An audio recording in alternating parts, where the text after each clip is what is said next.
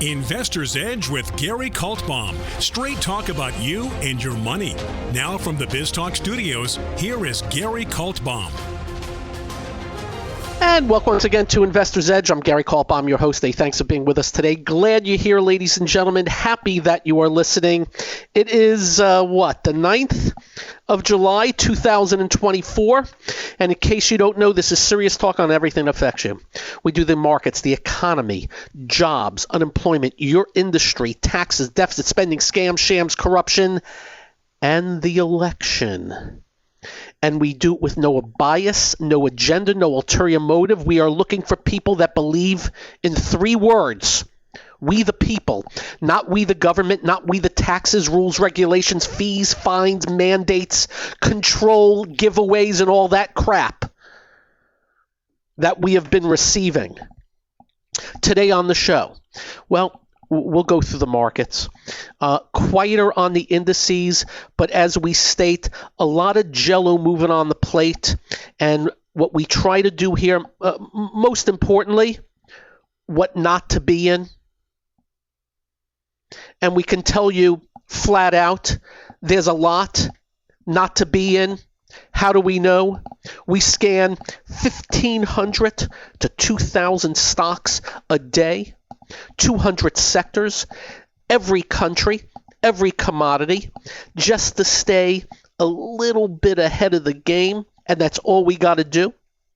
Define the big uptrends, define the big downtrends, define the tops, define the bottoms. Currently, you know what's topping out badly? And we've been telling you. The restaurants. Any of the strong restaurants have topped out. They got Chipotle after the 50-for-1 stock split. They just got Domino's Pizza. They broke that down.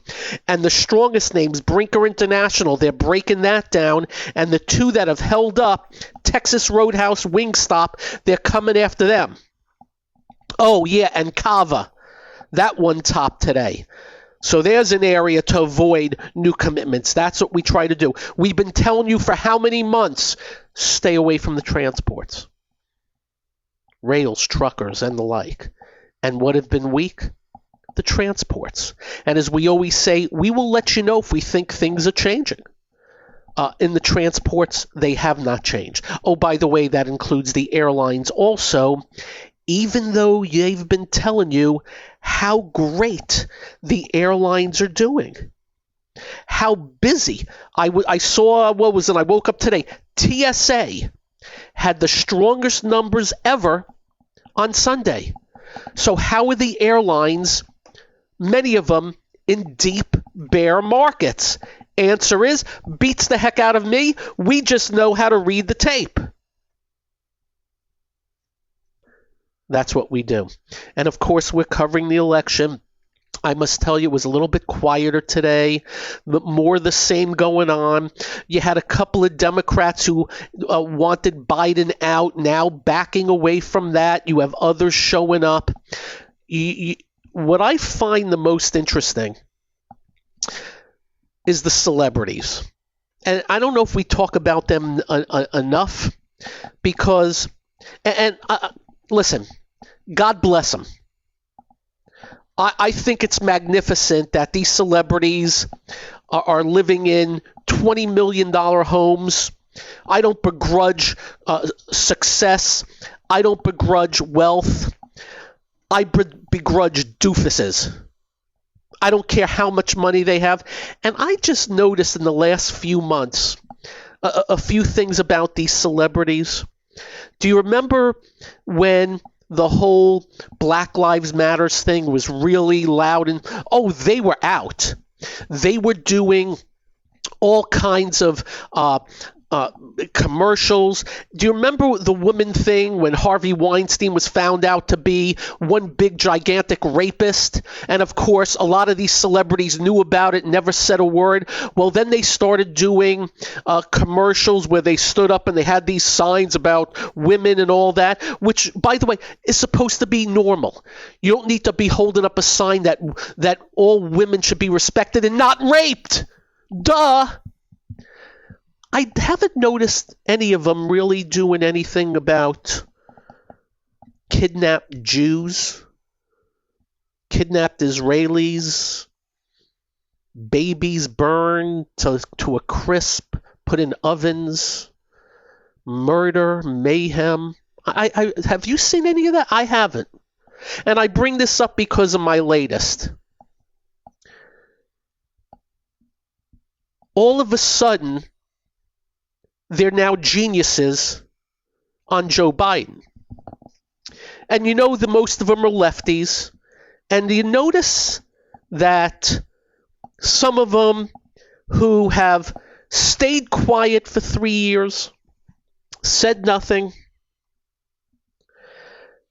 about, 9, 10 million illegals coming in where we don't know where they are. Do you remember these same people when Trump was president and you had that issue with children being separated from families, and they complained very loud, vociferously, Trump was Hitler?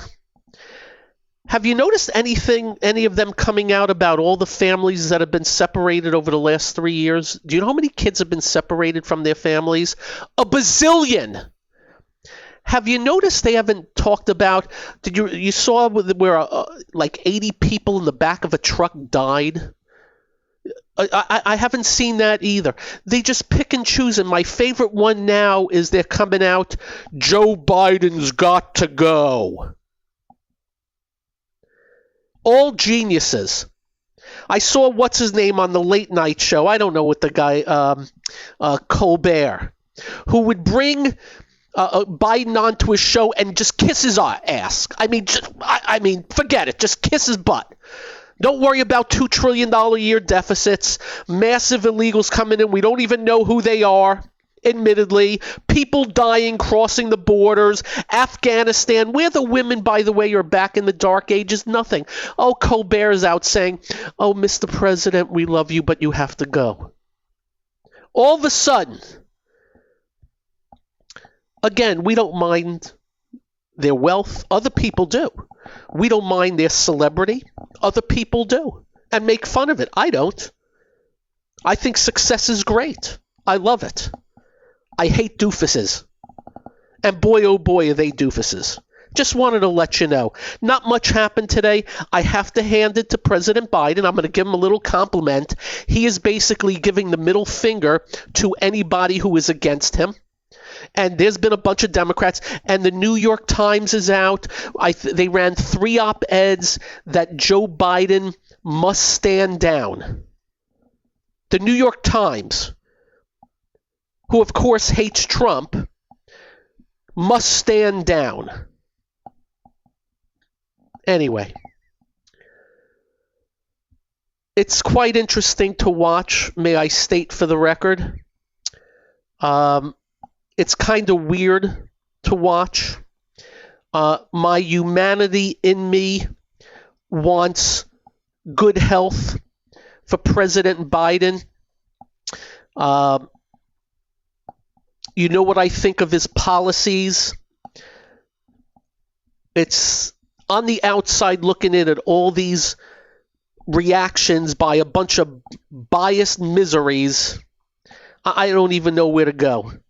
But it is quite, and by the way, it will matter. I'm sure you know this, right? By the way, I'll just finish speaking of the New York Times and how sickening and biased they are. I've seen terrorists who pass away, and the headline would be, oh, the Syrian so-and-so passes away. Not the Syrian terrorist. James Imhoff is a senator from Oklahoma who retired. He died at the age of 89. He's a Republican. You know how you know he's a Republican? This is the headline from the New York Times. James Inhofe, the senator who denied climate change, dies at 89. That's how they presented a senator who denies climate change. What can I tell you? We should set up a show just based on ripping these biased idiots that refuse to do the job of what we say the journalists should do, and that is defend the citizenry by taking on the powerful and the decision makers. But no, it's a pick and choose thing. And that's how you get to 35 trillion of debt. That's how you get to, by the way, the new famous thing is a bunch of economists are coming out saying, don't worry about the debt going to 56 trillion because the percentage of GDP is not so bad. Here's my answer to those paid off economists. Up yours. Go screw. You lying sacks. And I'd say it to their face, of course. Just remember, every time we send government a buck, they're spending 2 to 3 now. And the economists are in the tank. Up next, we segue to the markets. Lots of it. This is the one and only Investor's Edge.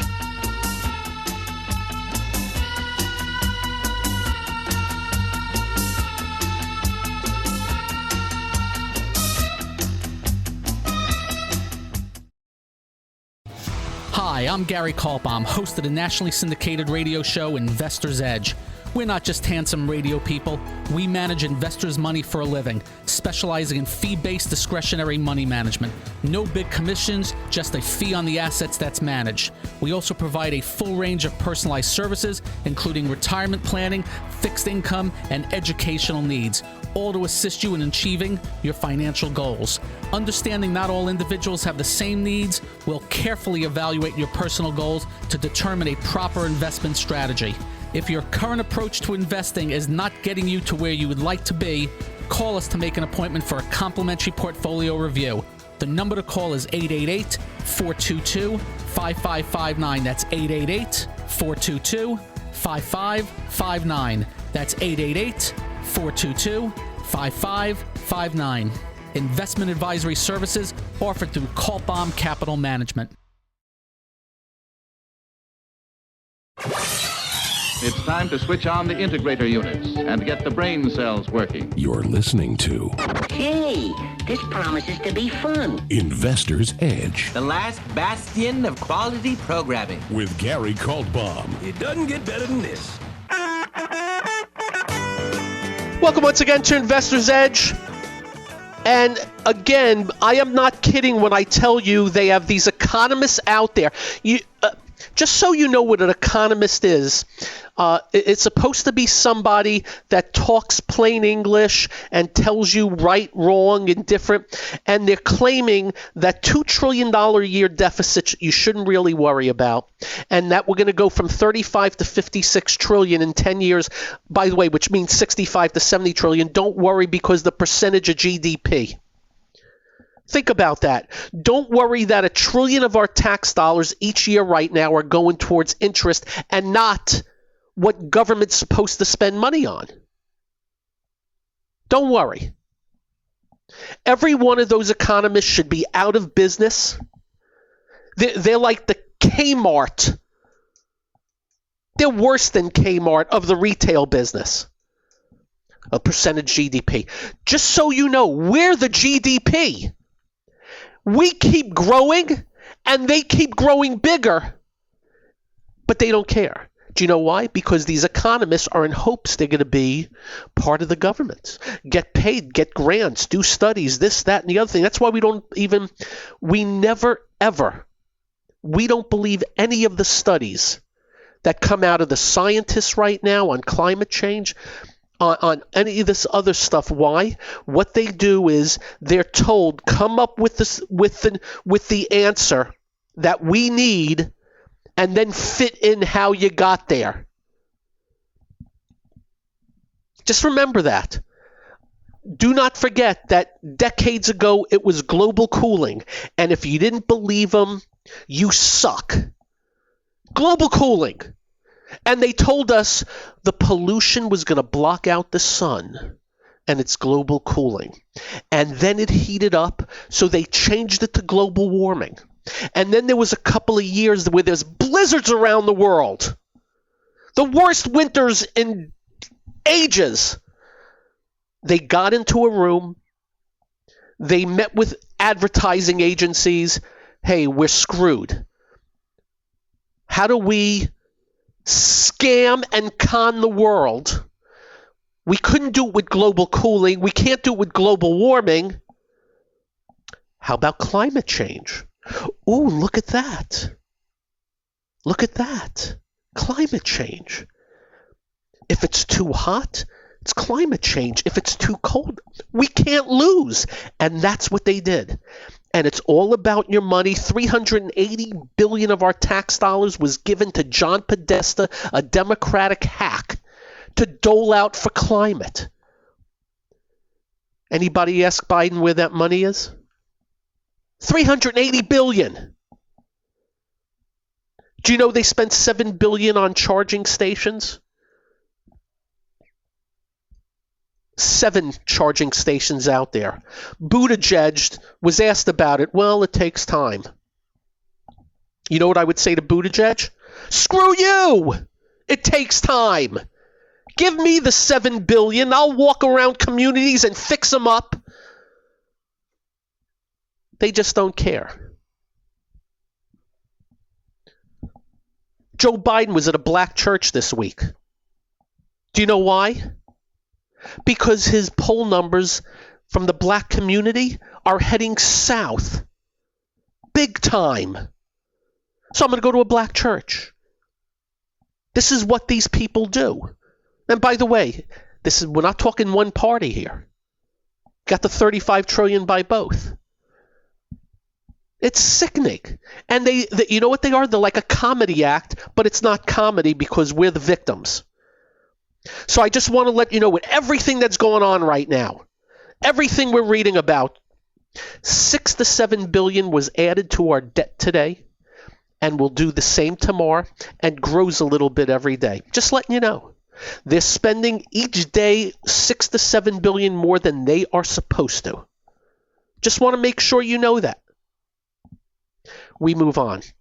So, the indices didn't do much today, but another day we're 16 up, 24 down on the New York, 18 up, 23 down on the NASDAQ. That's number one. So the advanced decline's not great.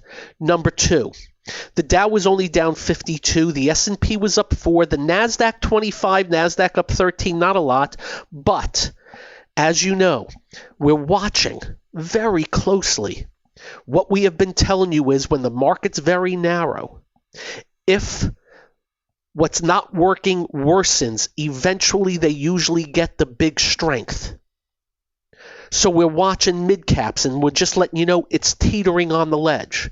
We're watching small caps, just letting you know, not necessarily teetering on the ledge, but acting like the south end of a northbound jackass.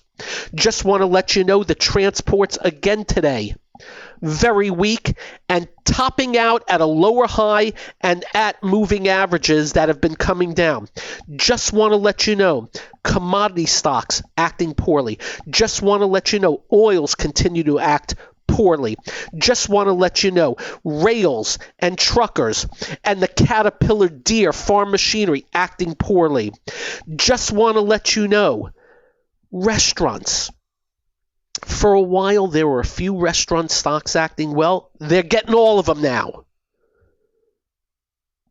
The restaurants. Just want to let you know, as we said, the airlines. How would the airlines go in bear markets? How is that possible? I don't know. I just know they are. Just want to let you know that the economically sensitive screen that I have right here, sitting right in front of me, shows one of the most important names, United Rentals, below the 50-day moving average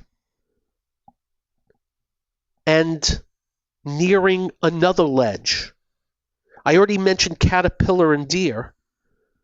How about Dow Chemical that's in the Dow that's now bear market? Chemicals. And I can go on. And we're saying all this because these are areas we've been telling you to stay away from. And just letting you know, they're not getting better. Some aren't worsening, but they're not getting better. But what continues is the AI, though some of them got hit today.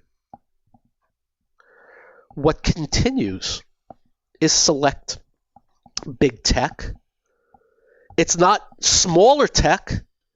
I have a screen to my left of mid to smaller tech, and some of them were big leaders in 21 that topped out 21, 22 that never came back in software and things like that. They were 95% red today. That's not great. What else is strong? Big banks. They got something from the Fed today that eased up on them. That helps. Into earnings. We'll discuss that up next and much more. This is the one and only Investor's Edge.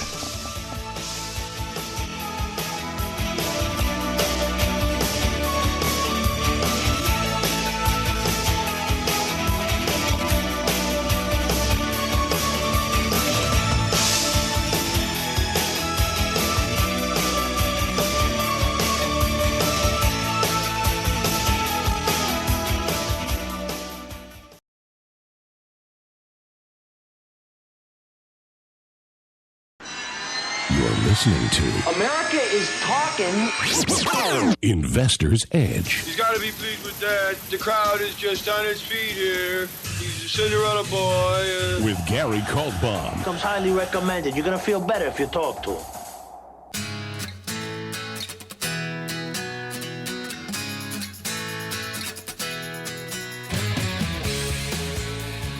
Welcome once again to Investor's Edge. So just letting you know, we can't tell you something's in a bear market if it's not, and let's assume we know what it's like. We can't tell you that Domino's Pizza was a strong restaurant and it's crumbling if it's not. We can't tell you Chipotle was in an uptrend and now is in a definable downtrend if it's not. We're just giving you the keys to the kingdom here on what is working and what is not.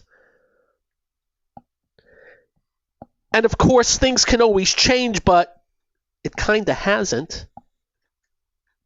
And the worry is pretty simple, ladies and gentlemen. It really is. Typically, usually, normally, if more and more areas worsen and go not into just short-term drops, but intermediate, even worse,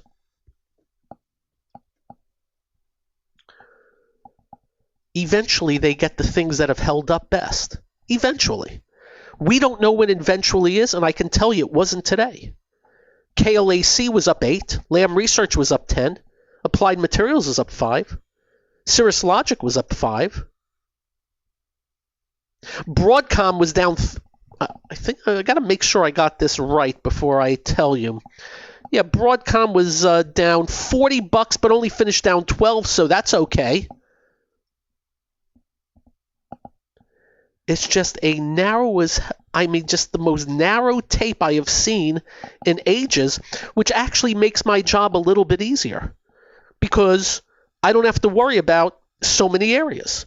Now, we've also told you that software has been better, but except for Microsoft and a couple of others, no big leadership.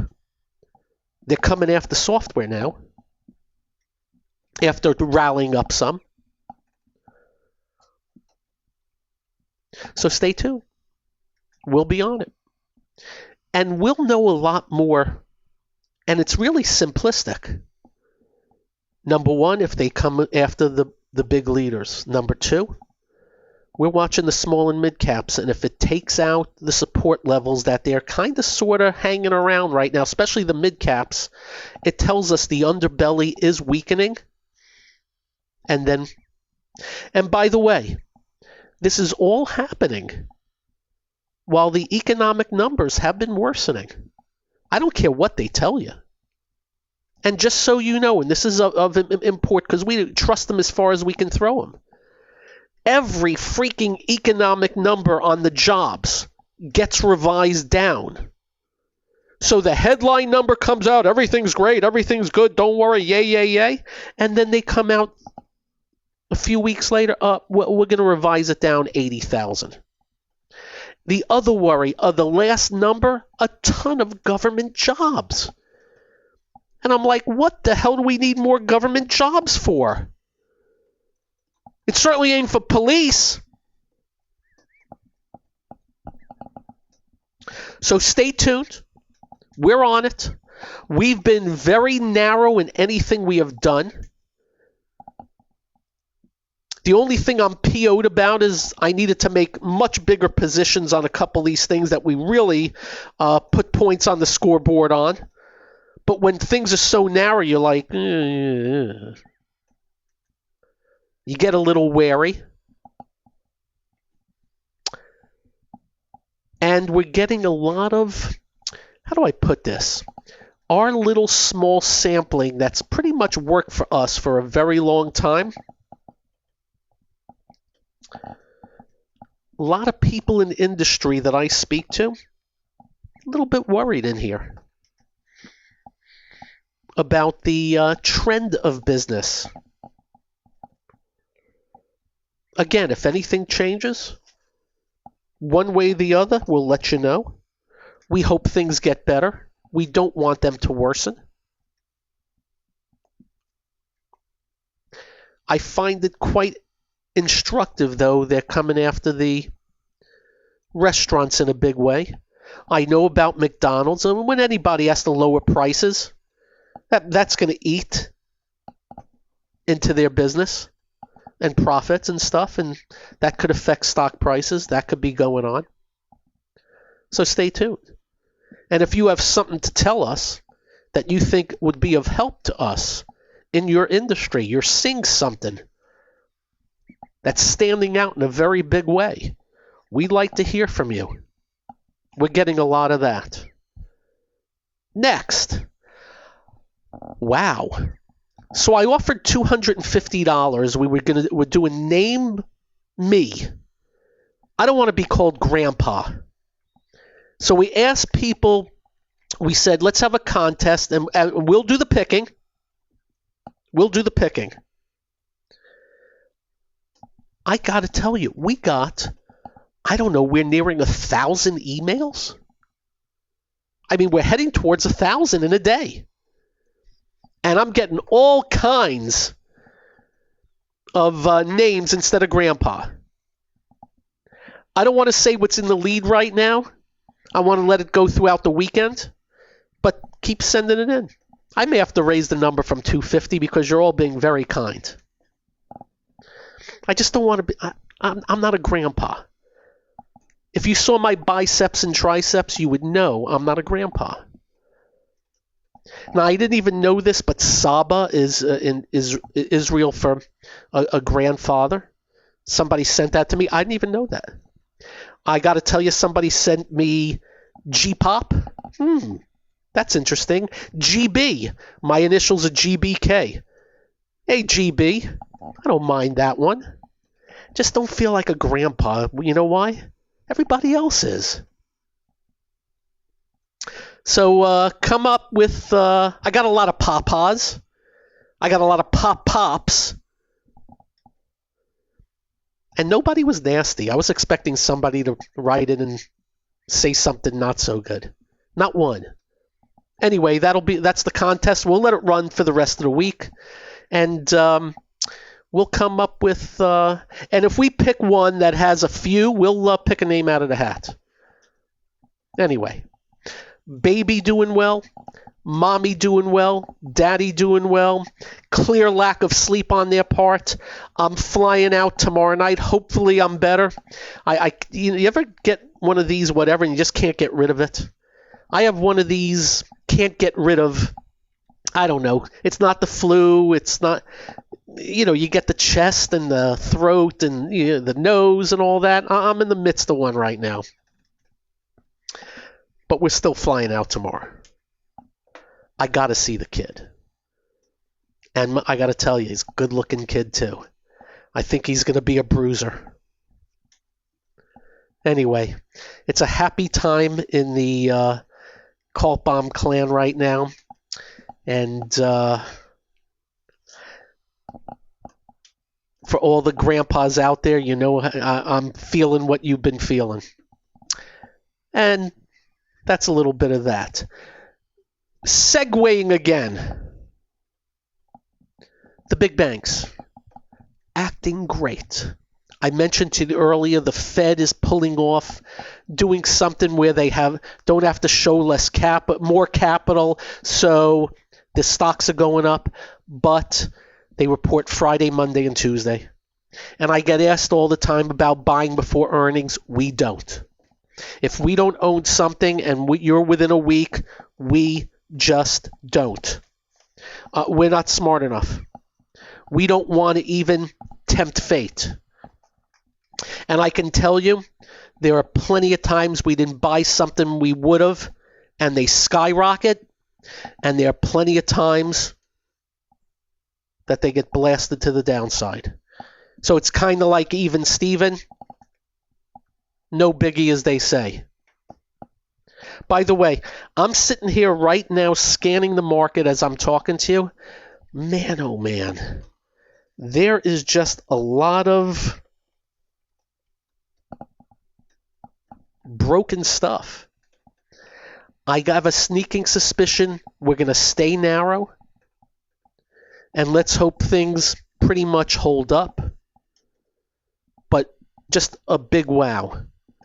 Now, I mentioned to you Apple. We own Apple. Simple reason. Apple broke out of an 11-month trading range on very heavy volume above the big number 200, and we're making some pretty good hay. I think we're up like 13% in a matter of a month. But I also said to you, something's up. I'm going to explain that up next on this, the one and only Investor's Edge.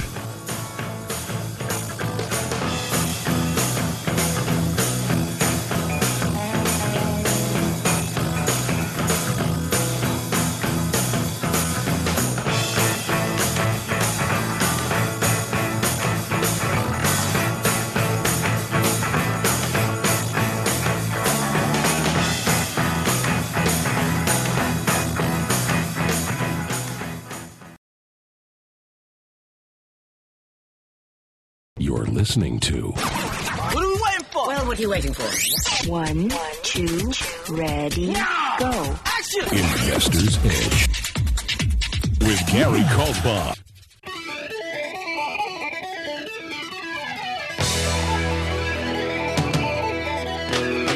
So,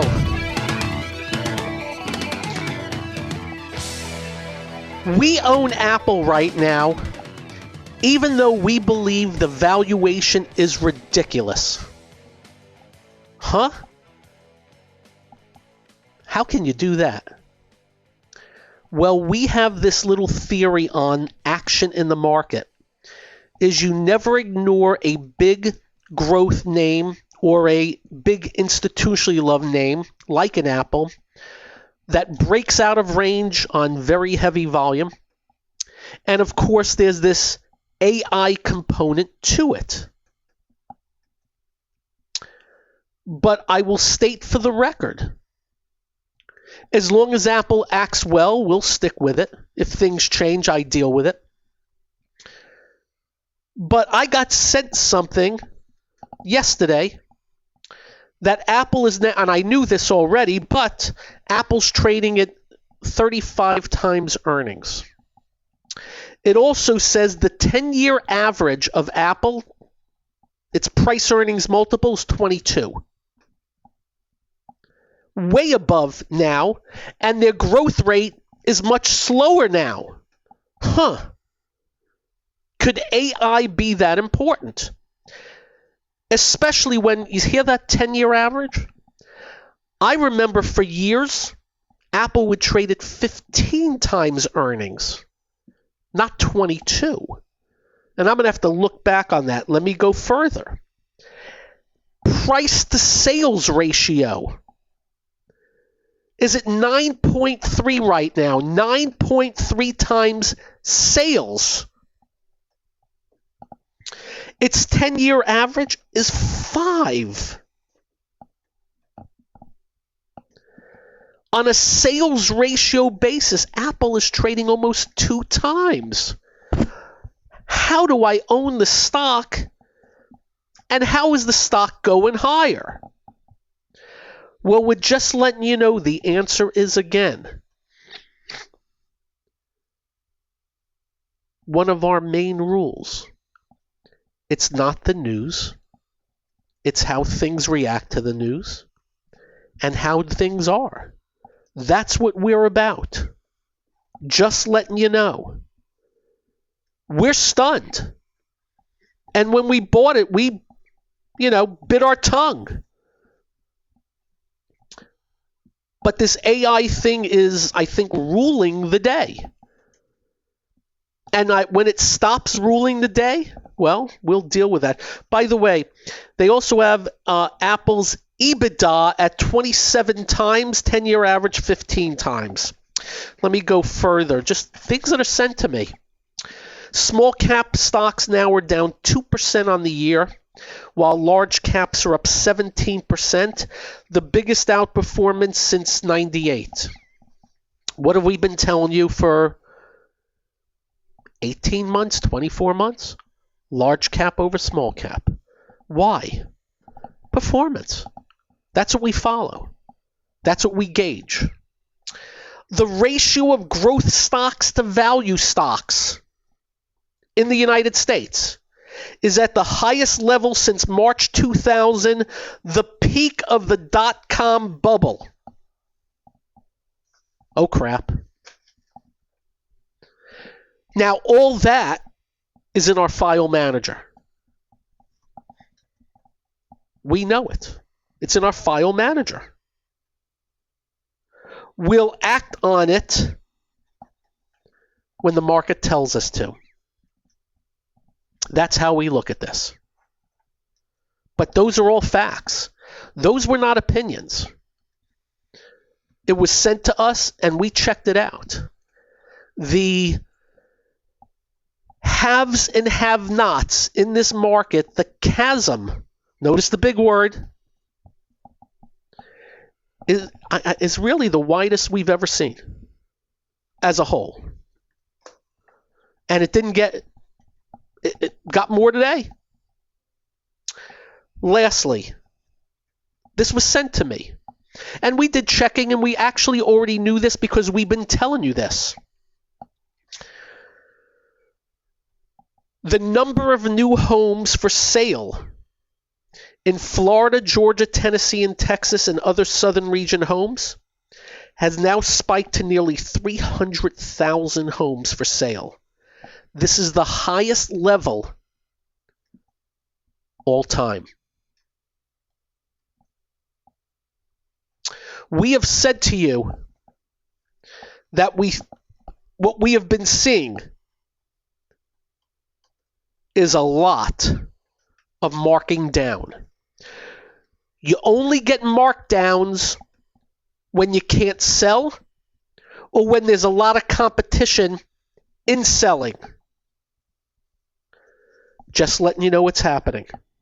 To what extent, we don't know. But I'm just letting you know, in the South, in some of these hot areas, it's happening. We'll keep you informed. We'll keep you on top of it. But we are now in a situation where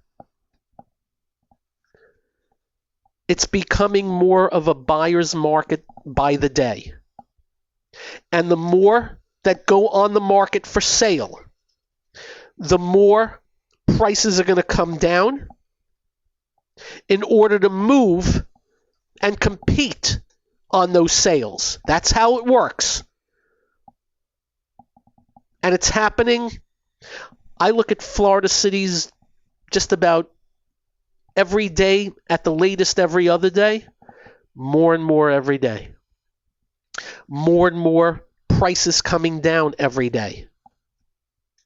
Not a bad thing, because how much prices has moved up. We hope it stays that way. A nice little 10% drop would be just fine from Fantasyland. But we always worry about bubbles. Why? Because all of these distortions came from one man. Mr. Bubble. Jay Powell. Who has outdone the original Mr. Bubble, Ben Bernanke. That all said, You all have a great evening. Drive carefully. Wish we had an extra hour tonight. And when you get home, do like we do. Quite simple. Make sure you hug your family. Make sure you hug your children. They will feel better. You'll feel better. I promise. I think I'm off TV tomorrow. Not sure. Until tomorrow, same time. Peace out. Serenity now. Thanks for joining. Bye-bye. This has been Investor's Edge with Gary Kaltbaum on BizTalk. To listen to past episodes or to get in contact with Gary, go to GaryK.com. That's GaryK.com.